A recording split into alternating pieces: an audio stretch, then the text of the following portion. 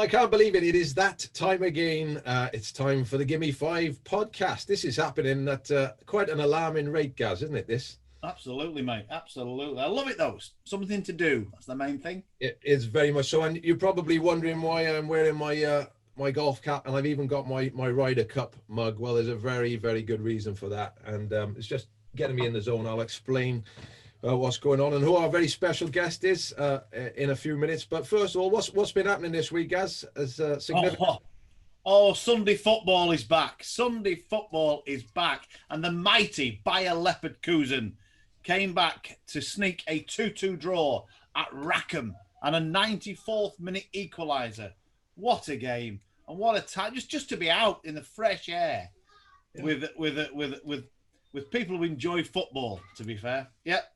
Big Tom scored after 17 minutes from a long throw, and Todge in the 94th minute. Not Todge. Todge, not Todger. Todge. 94th minute equaliser to keep us fourth bottom of the Doncaster Rovers Sunday Football League. Marvellous.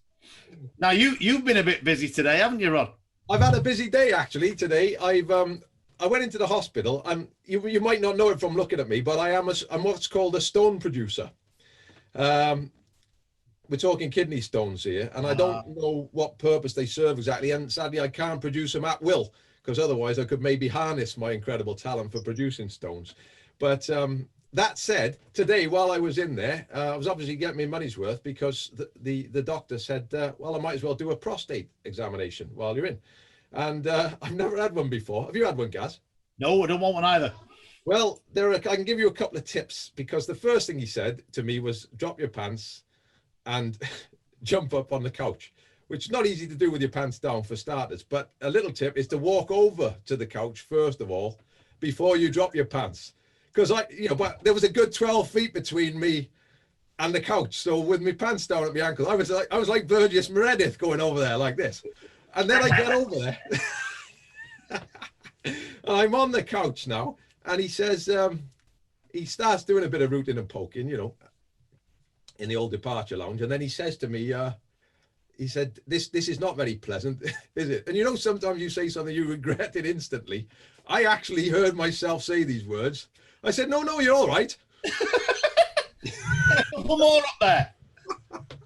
I can't believe I said that. It's like when you're trying to chat someone up and you think, did I really say that? No, you're all right.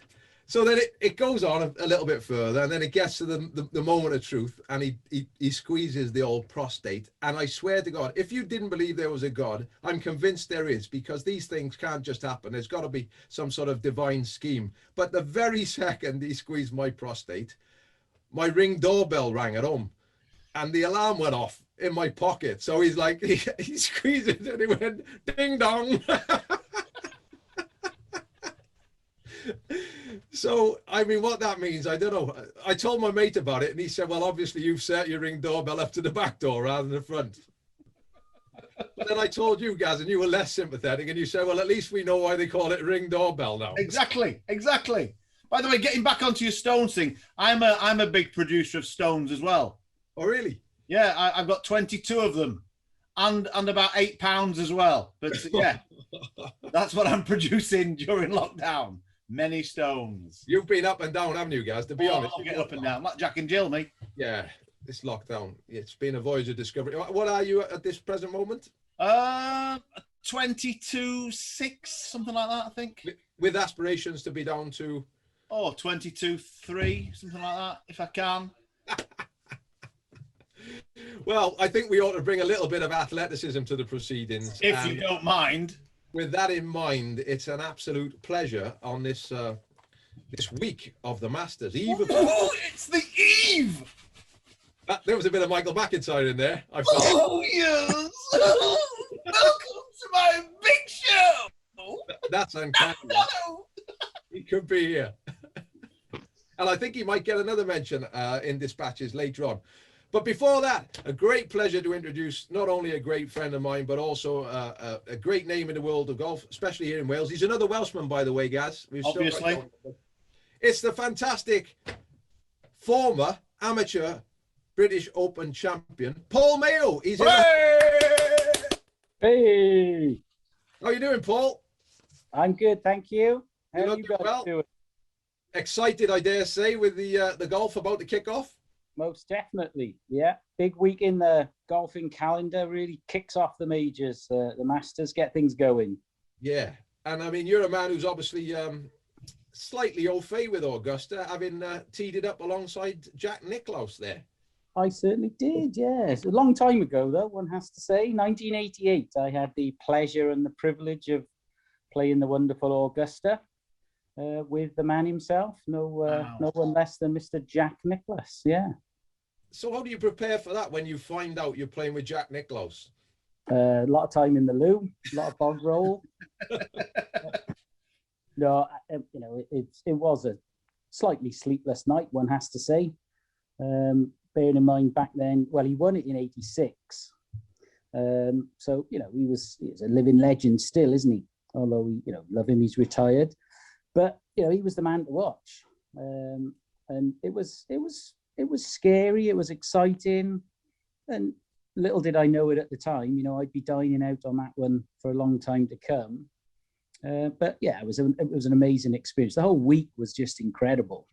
But when the press told me at the end of my practice round I was playing with Jack, it was very special, very, very special. I mean, I'm not even sure why I'm asking this, Paul, but who else was in your 3-ball? Okay, now that is a good question. But if you go back in golf history, back in those days, it was 2 balls in the Masters. Oh, really? Yeah. Only 2 balls. So it was just me and Jack. Wow, brilliant. Yeah, so nobody else getting in the way, nobody else to steal the limelight or the thunder. Get it. There's a little story that people like to tell that were in my little entourage at the time. And it was a cold sort of April day, a little bit like the weather we're having at the moment here. So, you know, wrapped up warm on the first tee. And I teed off first. And there was a little bit of a gale blowing, one has to say, into off the left, which was a tough tee shot. Anyway, I scuttled it away reasonably successfully. And then so the story goes, the winds just dropped as they announced on the tee, Jack Nicklaus. And he pumped his ball straight down the middle of the fairway and boom, boom, boom, came to a standstill. And then the wind started to blow again. So, well-connected man, obviously. Very much. Yeah. And that wasn't the only time you played with him, was it? No, that's right. A couple of years later, 91 Birkdale at the Open. You know, I was fortunate enough to qualify through the qualifying stages for the Open. I made the cut that year, which for me was, you know, I was really pleased with that. And then going into the final rounds, just happened to be paired up with Jack. We were on the same score. And I said to, you know, my caddy, and my dad was with me, I said, I got to try and beat him today. You know, that'd be really something, you know, to be proud of. Anyway, we're coming down the 18th at Birkdale. And if you guys know Birkdale, really, really tough par 4. Again, wind blowing a little bit off the left. We both got good tee shots away, and we both hit reasonably good second shots to the green. Jack was just inside me. I coasted mine up close, and we were level par, both of us going down the last at that time. And I thought, well, okay, I might get a chance here at least to tie him. And the bastard bloody hold the putt from about 15 or 18 feet to beat me by a shot. I bet he still talks about that today, Paul. Oh, he tells everyone. He'll be on a podcast somewhere in America saying the day I beat Paul Mayo. That's it. That's exactly what he says. Yeah. Yeah. So, you know, when you were playing with him, did you get any pearls of wisdom from him, or is he just so focused that he didn't really have much conversation? Was he gracious? What sort of guy was he?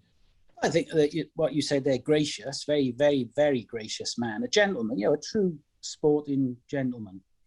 And, you know, it depends on who you play with when you're out there playing. It could be similar to playing, you know, in your club competition. If you're drawn with somebody you're not used to playing with, they may be a chatty so-and-so, they may be just a quiet person. But we exchanged pleasantries. You know, good shot, well done. We had a little bit of a chat. The icebreaker really was that his son was caddying for him at the time, Jack Jr. And I went to university in America, and Jack Jr.'s and I were a similar sort of age. And so we knew each other. So I talked a little bit to Jack Jr., and that, you know, broke the ice. So yeah, we had some conversation on the way around, but, you know, nothing nothing out of the ordinary, just normal everyday conversation, really. Yeah. He's a class act, isn't he? And when you look at the annals of golf in history, I mean, that perennial debate is Tiger or Jack. I mean, which corner are you in? At the moment with Jack, because it didn't look like Tiger's going to be doing a great deal, does it, in the next few years? But, you know, they're different generations, very difficult, as you can't really compare the two. Both awesome in their own right, to be fair. I mean, when you think of some of the duels that Nicklaus had with the likes of Tom Watson, you know, that great Turnberry shootout in the sun, and that, you know, some of the things, most of the things actually that Tiger's done in the last 20 years of golf is just absolutely incredible what he's done.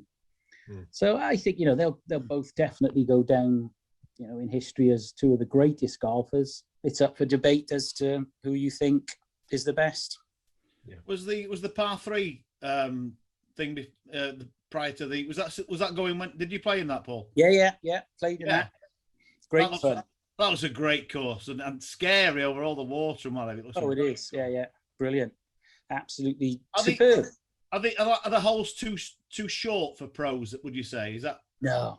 All right. Great test, but you know, you've got some little dinky ones, 70, 80 yards, where you're just trying to flick a little sandwich in there and try and stop it. Some of the longer ones, you got it slightly longer clubs, and then over the last few years, some of the historical shots that we've seen where they're skipping the balls over the water, and then was it VJ recently had a hole in one as well, skipping it over the water. But it's one of those weird golfing myths almost, that if you win the par 3 tournament, you don't win the actual tournament. So some of them just treat it as a bit of fun. I mean, all the spectators are there, and it's you know, it's a great almost party atmosphere, really. It's good fun. Brilliant. Well, have you had a bet in this year's Masters, Paul? I'm not a betting man, but could you? All right, then. Who's your two main fancies, and maybe one that's a bit bigger in price? Okay. Well, Dustin's not. He hasn't played an awful lot this year. He's only played a handful of times. Defending champion, but you know, world number 1. There's going to be a lot of money on Johnson to, you know, come up trumps. Spieth's obviously refound his form. Had some great finishes earlier in the year, in the start of the season, and then obviously won on the weekend. But if I'm going, I always in the Masters, always call me patriotic, call me what you will, European. Slight twist now, we're not in the European. We got rid of that lot, haven't we now? But you know, European nonetheless in terms of golf and the Ryder Cup, etc. So you know, we got a list of great chances with the Europeans, I think. Yep. And wouldn't it be great for me anyway, as an older fella, to see Mr. Westwood come good? Well, I know. Rod's back Mr. Westwood. I'm pretty sure. I have. Yeah. And he seems to play well round there as well. He's had a few top 10 finishes, I believe. Yeah, he plays the Masters well. He's obviously, again, he's had an unbelievable start to the season, and you know, a lot of experience. And as much as you know, we'd all like to see him get the monkey off his back and win a major, there's not really any pressure on him. He's not expected to win, is he? Never. And so, you know, hopefully he does. And then Paul Casey, good history in the Masters. Tyrrell Hatton, great player. And the old Tommy Fleetwood. Can't discount Tommy. He's a big price. But then you're probably, and this would be a little strange, wouldn't it? John Rahm recently had his first child. Yeah. And then when you think a few years ago, Danny Willett, he also had his first child, won the Masters of the week. Is there something in it? Who knows? But then you've got Justin Thomas. All the big boys are going to be there. I don't think you can really tell. I don't think you have a favourite for the Masters. I mean, look at, if you remember last year, or you know, when they played it in November, DeChambeau talking about the strict par round Augusta 68, blah, blah, blah. Well, he shot himself in the foot there, didn't he? Because he shot his nuts off during the tournament. But, you know, as far as they say, watching a bit of the pre-sort of tournament news, the course is running quite fast. Can you imagine if DeChambeau starts whacking them out there? He's going to turn into a chip and putt course. Unbelievable.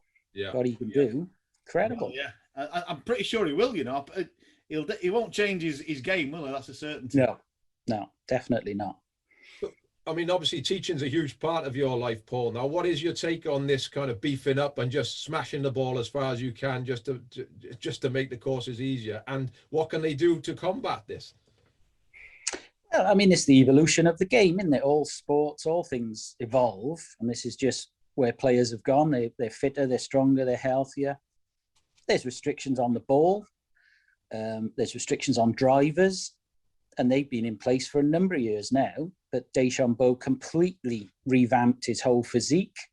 And, you know, they've got technology nowadays, both in terms of the equipment and their bodies, you know, what they're doing to their bodies to create more clubhead speed. So I think the only thing you can do is continue to make the golf courses bigger or make them trickier. Somebody's got to come up with a design somewhere whereby whacking a driver 370 yards is actually no benefit. Now, but, you know, there's some great course designers out there. It can be done. Put a premium more back on, you know, accuracy and the 250, 260 shot, and say anything over 300 yards, you're just going to be in the caca if you hit it that far. Yeah. You're going to have to do something, because I mean, he's a case in point, but a lot of them are doing it now, aren't they? They're just hitting it so long that they're over all the trouble.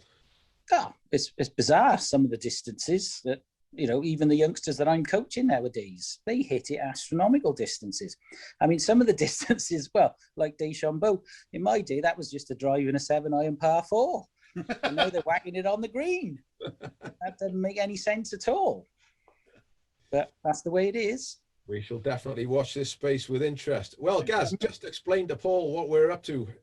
So basically, it's Gimme 5. We've given you a list of categories. You've chosen your list. Your final one has to be dinner guests. You pick 5 from each. We're going to start off with one of the things is the best stadium or arena that you play. Yours is obviously golf courses, which you've picked. So we'd like to know your top 5 golf courses. Okay. So in reverse order, coming at number 5 is a place called Lochinvar. I've heard of it. And most people are going to say, where? Anyway, this was a golf course that I was lucky and privileged to play in Houston, Texas, in Northwest Texas. I lived in that area for 5 or 6 years, many years ago. And strangely enough, this was, from start to finish, a Jack Nicklaus design golf course. And it was a bunch of rather wealthy fellas got together and they wanted to build a golf course. They got Jack involved, and he built for them Lochinvar. Now, this golf course sticks out in my mind for a number of different reasons, but probably the most prominent one was you teed off and you probably didn't see anybody for the rest of the round. Wow. One, because the tee times were about, well, if they were busy, every hour and 15 minutes, they let somebody tee off. So it was pretty exclusive. Oh, but the other thing, of course. That'd suit you guys. Oh, yeah. I don't like anyone up my arse, obviously, and I don't like any slow play. I was thinking that earlier today. So, yeah, I mean, it's every sort of hour and 15 minutes, they let some of the members or their guests tee off. Wow. But the design of the golf course was incredible in that you played a hole and then the very next hole didn't go anywhere near either the hole you just played or any of the holes you were about to play. It was straight. You never crossed over. You never saw anyone. It was through pine forest, and you heard the occasional sort of a ball clipping the trees somewhere. You didn't hear anybody speak. You didn't hear anything. Just the planes flying over occasionally from Houston International Airport. So it was fantastic. You literally went out there. You had a game of golf. You didn't see anyone until you got in. Absolutely magical. And it was a fantastic, or still is a fantastic golf course. Marvelous. Really, if you're ever in that neck of the woods, try and get a game there. It's well worth the game of golf. Superb. Can you get a game there? Is it like, obviously you can then, I take it? Well, I'm pretty sure you could. It's been a while since I've been there, but if you are ever in the Houston area, give me a shout. I know people over there. I'm sure we can do a game there. Lochinvar. There you go. Now, you might find this a little bit strange, but coming in at number 4, a lowly number 4, is Augusta National. Wow. And I did sit and think long and hard about this. because most people, if they've played Augusta or it was on their to-do list, they really want to play there, and therefore you'd think it would be number one. Yep. But for me, whilst it was magical, or still is magical, it's an incredible place.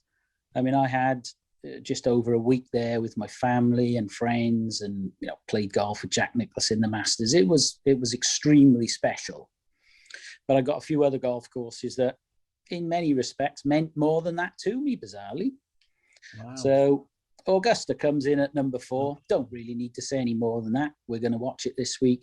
And again, it's more available to spectators now. You can actually book through holiday companies, golf specialist holiday companies. You can go to Augusta, whereas years ago you just couldn't get through the gates because you couldn't get a ticket. Right. But now you can. All right, it might cost a few quid, but save up. It is incredible. Brilliant. If you talk about sporting arenas, sporting occasions, particularly if you're a golfer, you got to go. Save your pennies and go to Augusta. Definitely. Yeah. Number 3. So I played 2 Open Championships at this golf course. And even now, sat here talking about it, makes the hairs on the back of my neck stand up. St. Andrews. What an amazing place. You play it. I've probably played 30 rounds of golf around St. Andrews in my career. No 2 days are the same. You find bunkers that you didn't know exist. You find places that you didn't know exist. And if the wind's blowing hard in one direction or the other, your golf ball ends up on places of the golf course you didn't know exist. And stood, on that first tee and then up to the 18th green there. And, there's just a road on the side there by the Russacks Hotel and everything. And if you're playing a practice round and it's not in sort of any kind of tournament lockdown, you just got people leaning over the fence, the general public just watching you play golf. It's great fun. Fabulous place, great memories. And as I said, I played 2 Opens there, and therefore is way up on my list. If somebody said to me in the UK, what golf course would you go and play now? I'd probably go play St. Andrews. I can concur. I actually was lucky enough to play that, to go in the ballot in the morning, and we got it drawn out, and it was magical. It was packed there, and we ended up having to wait on every tee, but it just didn't seem. On the 17th, there's that hotel, isn't there, on the right? Yeah, Old Course Hotel. Balconies, and after like a 10-minute wait course, I had to carve one right, straight into the balcony. You were just thirsty. You needed a drink. Exactly. I came out with my old classic. Oh, that's waiting about's done that. Isn't that a bizarre tee shot though, Rod? You stand on the 17th and they say you've got to hit over the O of course, not over the course, over the O. You've got to hit over the, looks like the greenkeeper sheds, doesn't it? Yeah, that's exactly right. Yeah. I've played Fairmont. I've never played the old course. I played Fairmont.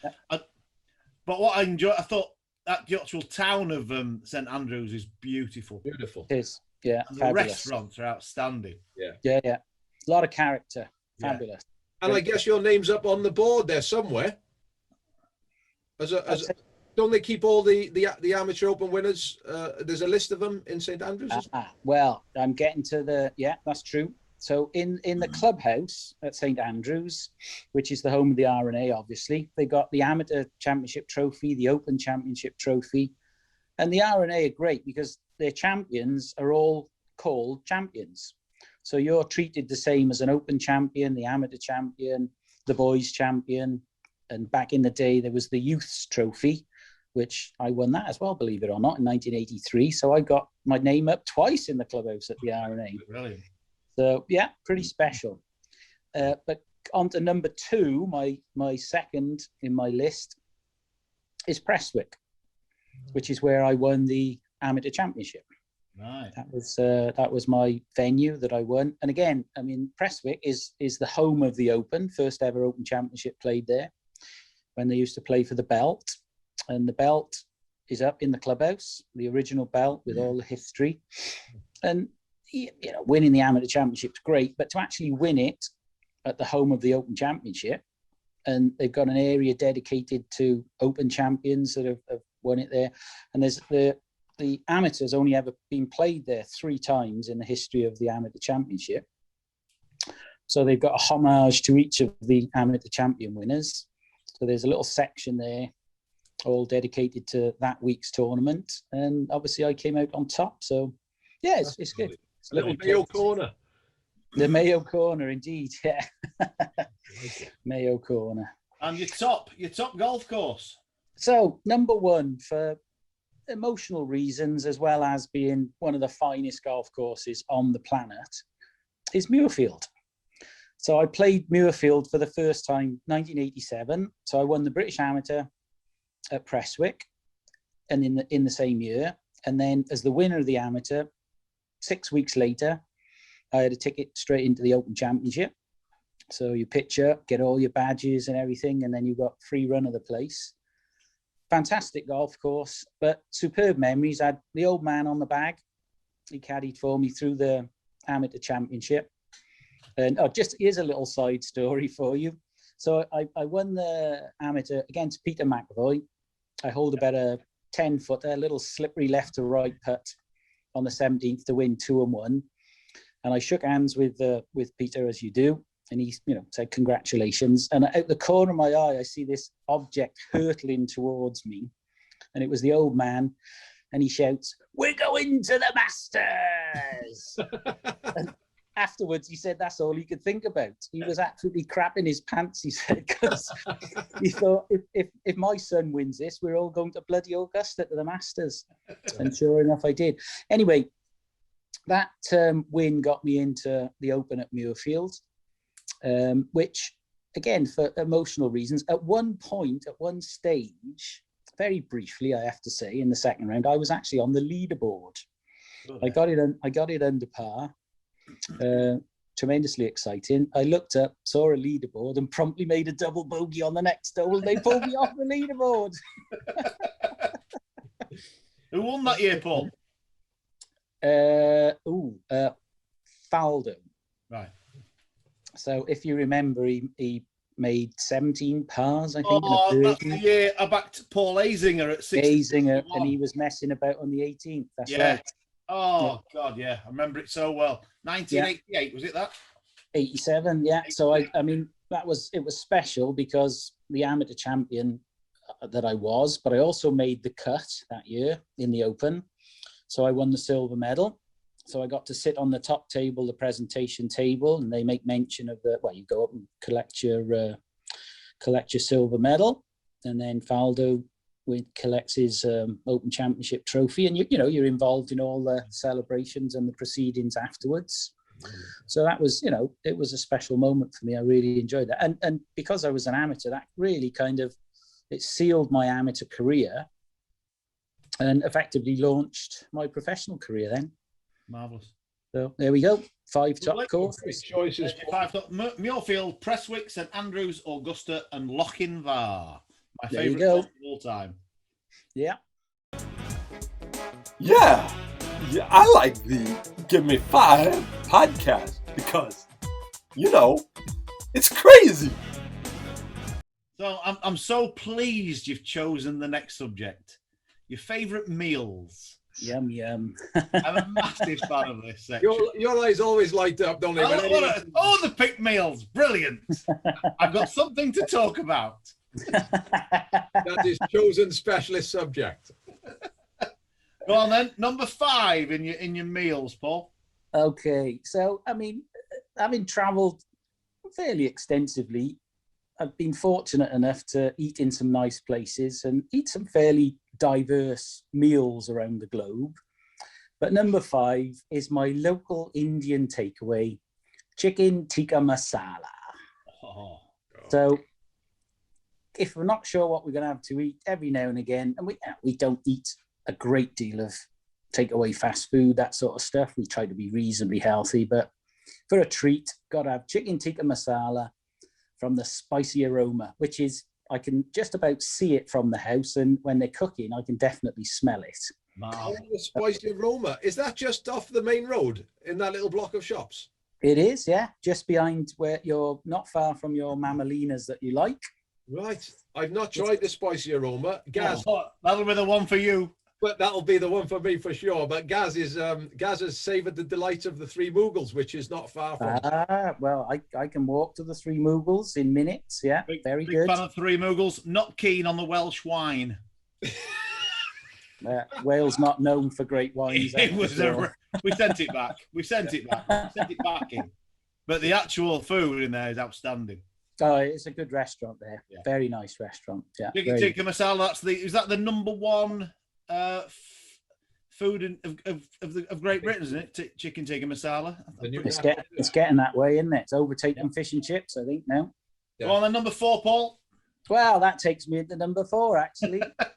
Any kind of seafood, whether it swims or crawls, prawns, crab, lobster, fish, love it. I could eat seafood. If I had to become a pescatarian, it wouldn't bother me in the least. Love it, absolutely love it. And had the good fortune to eat in Mr. Stein's restaurant a couple of occasions. And if you're going to have seafood, that's as good a place as it gets. That's the place you go, yeah. That's lovely down there. Absolutely banging. Absolutely first class. And some pretty good golf courses down there as well. Yeah, you love good golf in that. There, couldn't you?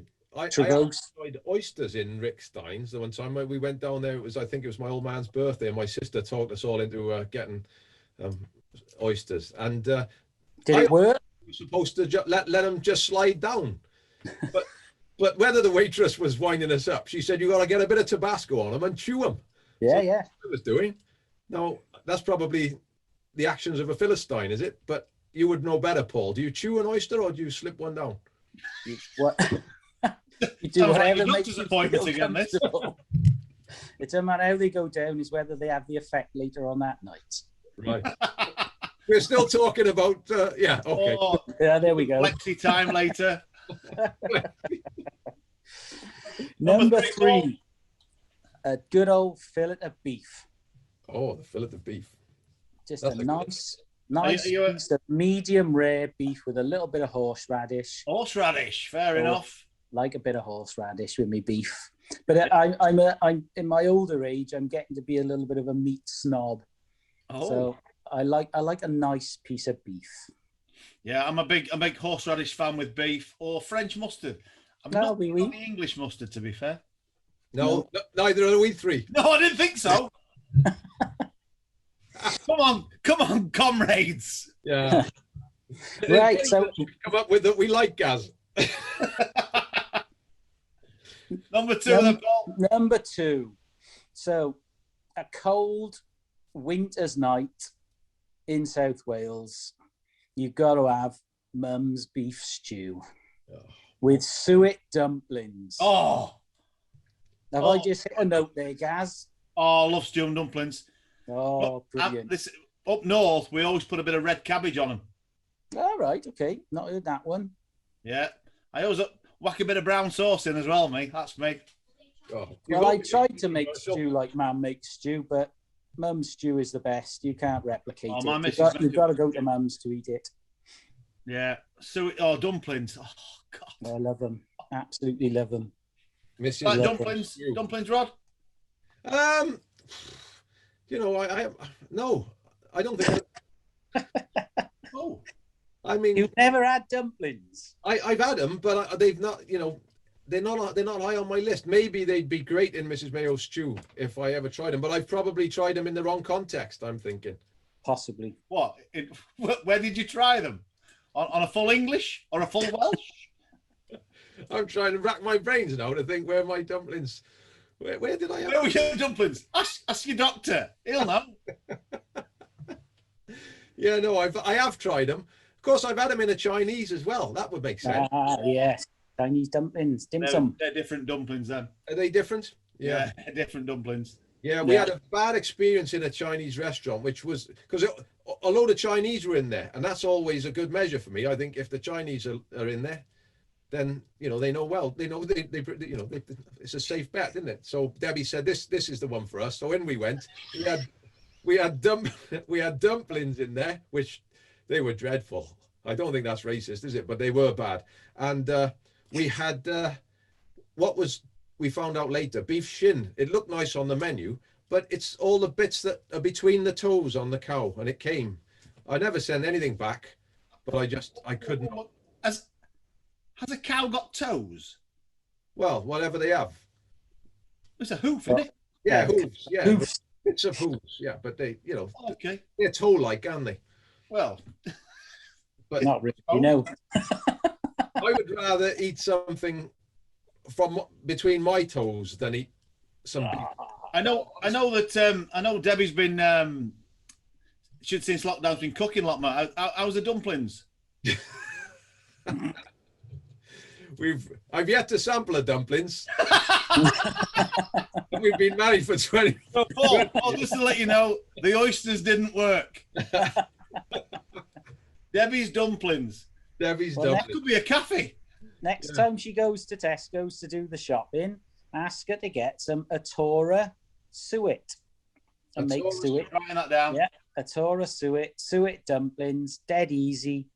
The Chuck them greatest ever. in your stew, and just let them sit there, and they bob away nicely, and they fluff up. Oh, they're awesome. That's the one. Atora suet. I'll be doing that. Didn't you have And right after I've been to the Spice Aroma, I think I'm going to get both of them ticked off this week, Paul. Didn't you have thick and chunky stew? Thick and chunky stew. You remember him, Gas? I remember him very well. Yeah. And your number one meal, Paul? Number one meal has to be, and this is slightly repetitive, but a tuna steak on the Algarve in the sun with a nice glass of wine. Oh. I'll tell you what. Now, Rod, he likes being in the sun, but he prefers to be in the shade when he's out. We've had this before. Oh, yeah. Yeah. You don't like eating in the sun, do you? I like sitting in the sun, but I don't like eating in the sun. Jesus Christ. Yeah, especially a fried breakfast. It just goes against the grain with me, that completely. With dumplings on. With dumplings on. Unless I got an orange I can eat afterwards. Oh, Christ, yeah. The acidity. Because we do dietary tips on this show as well now. Ah, right. Yeah. We've His big ascertained one. that's a good way Go to on, tell him your big one. Yeah. What was that, sorry? Tell him your big dietary thing. Oh, what, the orange? Yeah. Yeah. You've got to have an orange if you've got one kicking about the house, especially after you've had anything greasy or fatty. You just you get the orange down you, and there's no aftermath. Very good. Thank you, Doctor. Yeah. You can ask your brother about that, Paul. I know there's a Dr. Mayo in the family, and he There would is, sure on yeah. that. Yeah, I'll check it out with him later. So now we're moving swiftly on to your next category, which is sporting personalities. Your top five.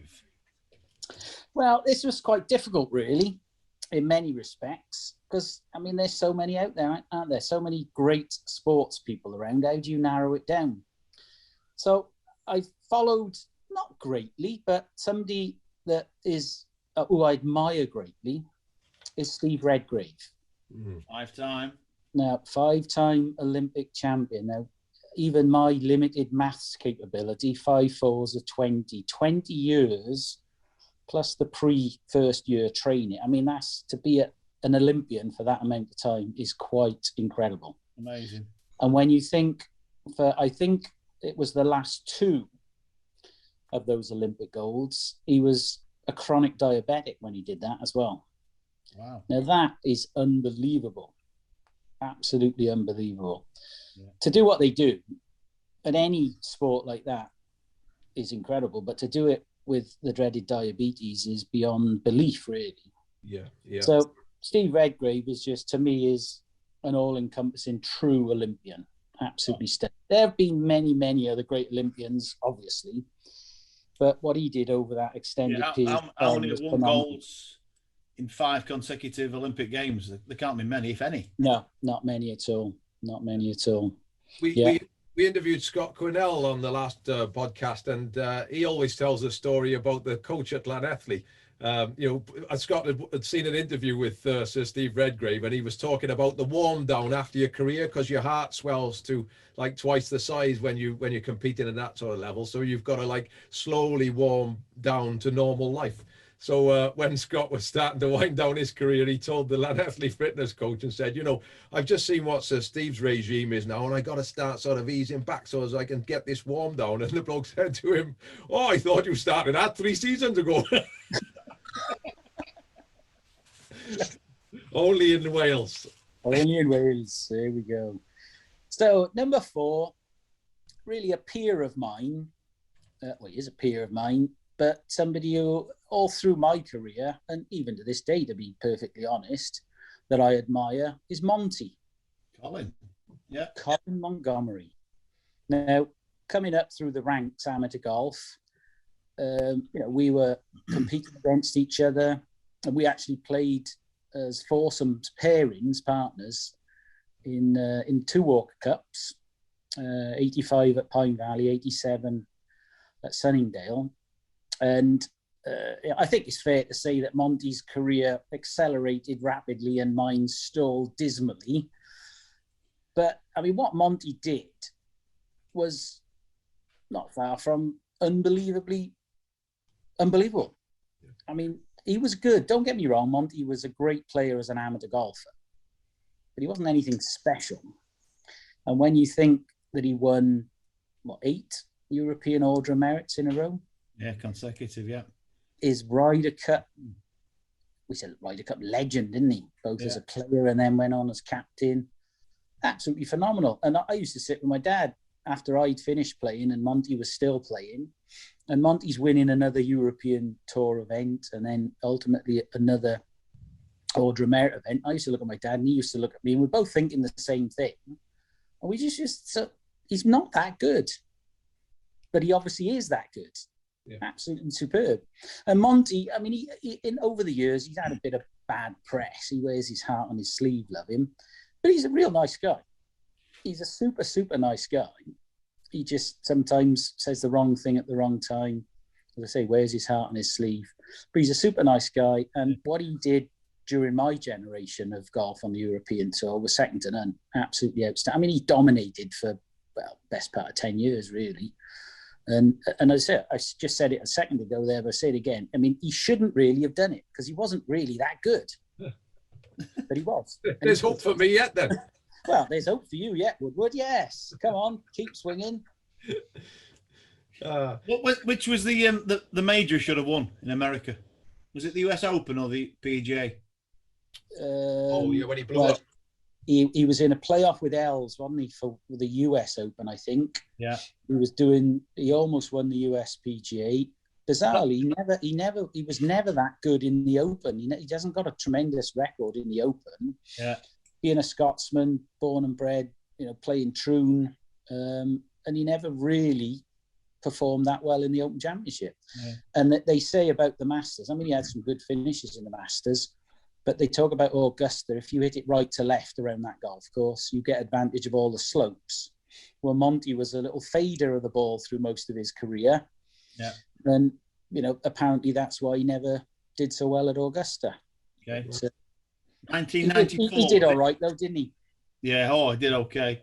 He did all right. He did all but, right. Number 3. Right up there with in my top list. So, number 3, got to get a Welshman in there somewhere. The one and only Sir Gareth Edwards. Oh, you can't argue with that. This isn't the first time he's appeared in People's Sporting Personalities. Yeah.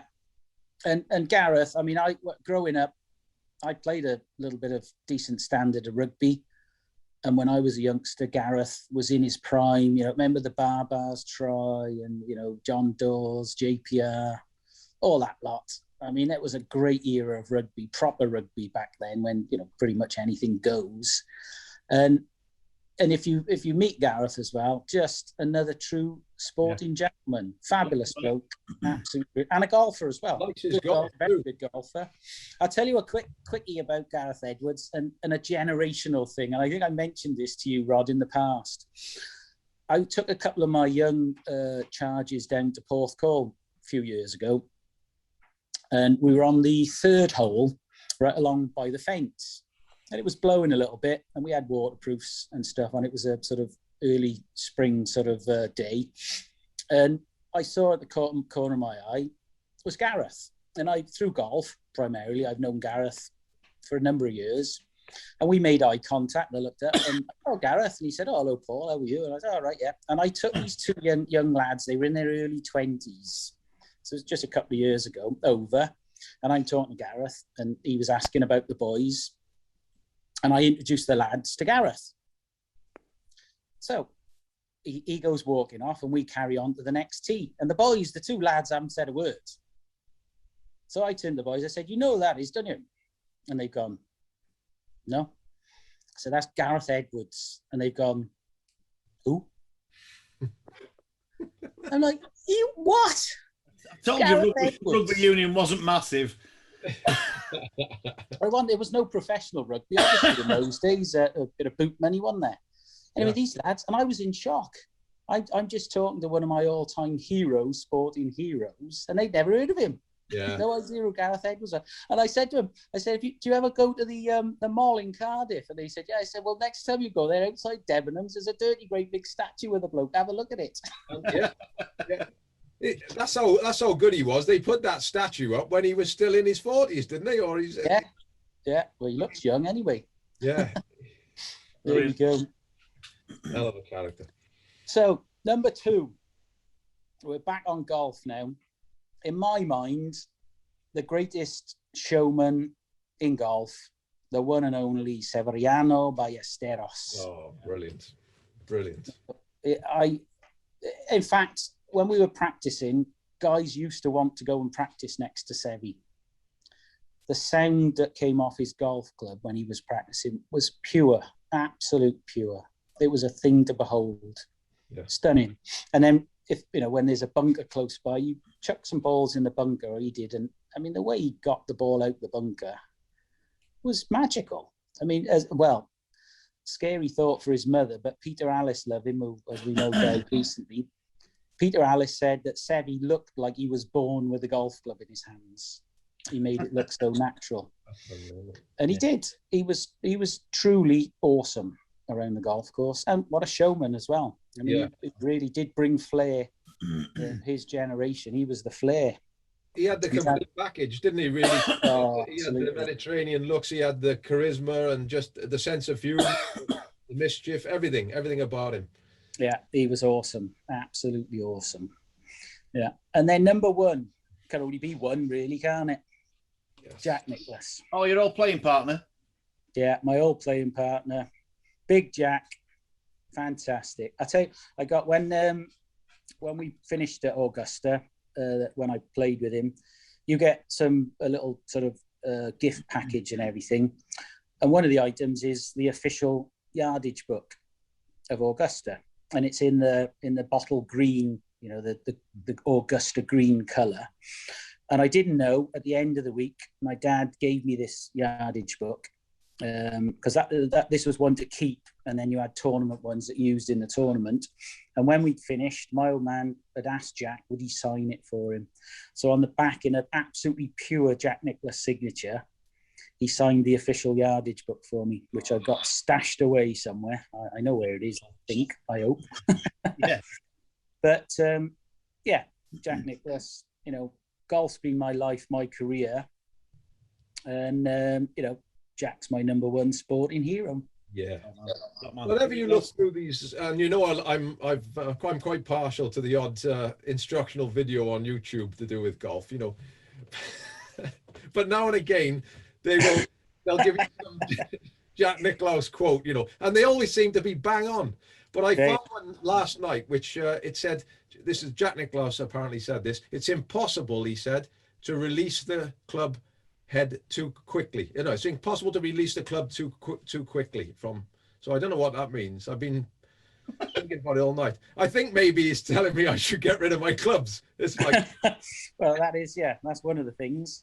They say chop them in half because they fit in the bin easier. So next lesson we'll be working on the release of the club and whether I can do it any quicker. There we go. Good idea. It's one for you to look forward to. I think Gimme 5 would be my favourite podcast. If I only listened to a podcast. Your final choice of category was music, artists or groups. Yes. Off you go. Well, I have to confess to not being a big music fan, not having a particular genre of music that I like. But that said, I love music. I listen to all kinds of music. That's right. So, yeah, when you're traveling, you guys know when you're on the roads, you've either got something on in the car, or in the old days, you had the old the Walkman earphones on and all that good stuff.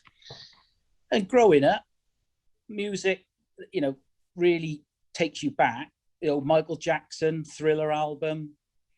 That's just still to this day. My kids, my two kids are 23 and 27 now, and they listen to Michael Jackson now. Yeah. It just stood the test of time, that sort of music, a bit of disco, bit of boogie, all that sort of stuff. So Michael Jackson's definitely on the list. Okay.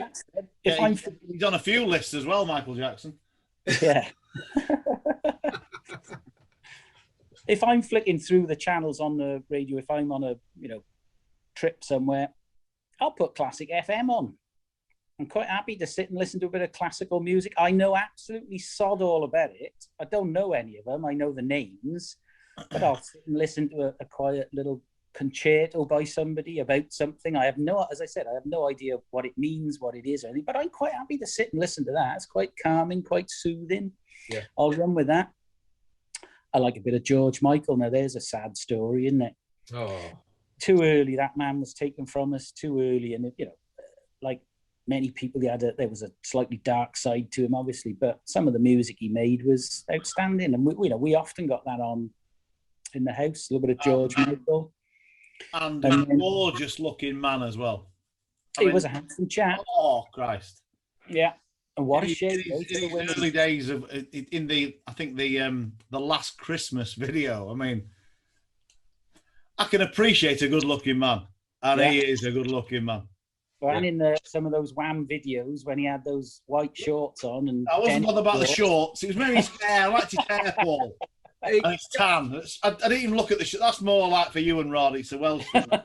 Guys, if you had a blonde rinse, you'd have that sort of George Michael Wham-esque look. I've got it now.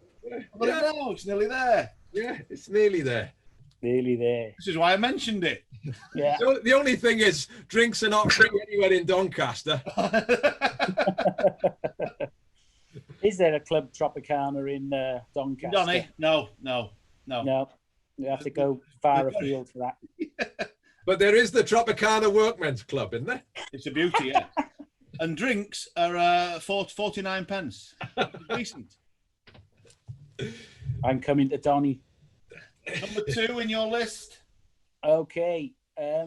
Everybody, not everybody, but most people like a bit of Whitney. She can hit some notes, can't she, old Whitney? Whitney Houston. Yeah. I love a bit of Whitney. Yeah. Crank it up, nice and loud. Another sad story, really. Another tragic waste. Indeed. Isn't that the truth? Yeah. Such a waste. Yeah. And then Nile Rodgers. Oh, yeah. Nile Rodgers. Nile, and he's still going. He's 70 odd years of age now, and he's still cranking it out. Brilliant. And that boy can play some music and good old dance music, bit of boogie in. I very often, sit at home, put my earphones on, and I'm flicking through all that sort of music. That's my kind of thing, really, tapping my toes. He did Glastonbury about 3 years ago and absolutely stormed the place, didn't they, Sheep? Yeah. They're awesome. And then probably one of my favourites, because it takes me way back as a youngster. One of my first ever dates. A little bit of George Benson. And who? Gimme the Night. Give me the night. Benson. Oh, here we go. There he is, Georgie boy. It's got them all on there, Paul. Fabulous. Give me the night. Yeah. Turn your love around. Yeah. Never give up on a good thing. Have you ever tried to turn your love around? No, but your doctor tried. He did. He gave it a right good rattle. He's George Benson. And funny you should mention Whitney Houston, because of course he's that Greatest Love of All, one of her biggest hits. That he did that. That was his song. It was his song. And it was the opening credits. I always remember of The Greatest, the Muhammad Ali biopic, and he's running along there, and George Benson singing at the start there. Fantastic. Yeah. Love a bit of George himself. Massive fan of George. So your final category is a category that everybody has to pick, and it is your top 5 dinner guests. So you're at the table with 5 people. Off you go. So we'll start at the top. The Queen, Right. not Very good Queen, shout. not the group, the lady Queen. herself, the Queen. Elizabeth. Now, I'm somewhat fascinated by the royal family and all the hype and the hoopla that goes with it. And you can't really begin to imagine having the Queen sat down next to you having a bit of beef or something, can you? And a glass of wine. Not But really. the reason why I kind of chose the Queen is because the guests that would be around her, I'd love to see the interaction. And you mentioned him earlier, and you alluded to the fact that I would probably mention him. So imagine having Michael McIntyre and the Queen sat around the dinner table and giving Michael McIntyre a license to just let go. Give me your phone, Queen. We're playing Royal Centaur. What is one talking about? I just think that would be outstanding. No. Is one dining from the spice aroma this evening? I'm not chewing on. I'm doing Michael McIntyre. Hey, you shouldn't have to qualify your impressions by saying. Oh, sorry. No, I never do that. When I do an impression every week, and I get lambasted because they always end up becoming Robin Williams, Paul. But Right. I only get about a few lines in, and normally it gets interrupted with a heckle, which is nano invariably, which is really difficult for me to get my head around doing an impression now. But I'll give you that Michael McIntyre one. But yeah, that's gonna haunt me now. That I missed my opportunity to heckle you during your one and only impression, Gaz. Yeah. Queen So and adding to my top table, and I think he would put a little bit of a calming tone to it, is the Prime Minister, Boris Johnson. I got a few questions I'd like to ask him. Not so sure as I'd get an answer at the dinner table, but he might be a calming influence. And then I'd be absolutely intrigued to see what Tiger Woods would think of the Queen. Oh, Now, that would be interesting, wouldn't it? yeah. Yeah. Lots of different reasons. And what you would think of him? Well, there you go. There you go. Yeah. So we'd have a little bit of an underlying golf theme, but no they'd have matter a- who you invited, if you had Michael McIntyre there, it would definitely be interesting. And then obviously, there's only one other person I would invite to the dinner table if I had to pick five, and that would be himself, Mr. Jack Nicklaus. Oh, Jack and Tiger. When I first read it, I thought it was Jack Nicholson. I thought this could get a bit dangerous. No, I think Jack would end up sitting and talking politely to the Queen, and Michael McIntyre would be ripping Boris Johnson, and Tiger would be just sat there thinking, what the hell is going on here? Who can I pull? Yeah, there you go. Oh yeah, the Queen I should have a lot to talk to. Oh, you're that fellow who puts it about a bit. Shagging around in our family. Nanu. Yeah. And the thing about all five of those are still living, as far as I can tell. Because I did think there's a few people who are long gone now. They would make good dinner guests, but on the basis that they're not with us anymore, that would make it extremely challenging. So I precluded them from my list. Very thoughtful of you, to be fair, because when we've put this to people, we normally qualify it by saying they can be living or dead. But when I was explaining the concept to my mother the other day, she said, well, you know, why would anyone pick a dead person? And I said, yeah, but they wouldn't be dead like. And she said, what? They'd be like a zombie. I said, no. The thing is that. So I gave up in the end. So I think we need to qualify that early doors, you know. And then the other person I told it to, it was Debbie's father. You can pick any five celebrities, living or dead. And he said, oh, living, definitely. I definitely picked the living ones. The stench. Oh yeah! Imagine going through the process of exhuming all those bodies just for a dinner party that nobody was going to eat anything.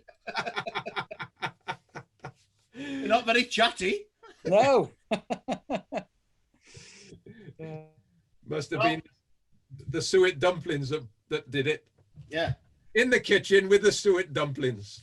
There we go. Well, we might get them out of the grave for that. You never know. Hey, Paul. Would you like to sample my dumplings? Yes, please, Your Majesty. Well, it's been a lovely little chat with you, Paul, and it's very good of you to join us, especially with the on the eve of the Masters. I'm sure you've got a million things you could be doing. Nah, You wouldn't have missed this for the world, would you? wouldn't have missed it for the world, Rod. But we look forward to convening, me at least, anyway, on the course to find out how quickly I can release the club. And we're about to release you as well, but not before saying, Paul Mayo, former amateur British Open champion, a massive thank you. Thank you, Jen. Paul. Been an absolute Enjoyed pleasure. it. Absolutely, a pleasure is all mine. Thank you. Cheers, mate. Cheers, Paul. Cheers, guys. All the best. Bye bye. I gotta be honest, I got no interest in the Gimme 5 podcast because I haven't seen Gimme 1, 2, 3, or 4. Well, that was another little enjoyable session. That learned a lot there. Loved it. I've taken his golf tips on board, and I'm gonna back all 38 that he mentioned. And I am definitely going to go downstairs and ask Alexa to play some songs by Atora Suet. I'm sure she's had a couple of number ones.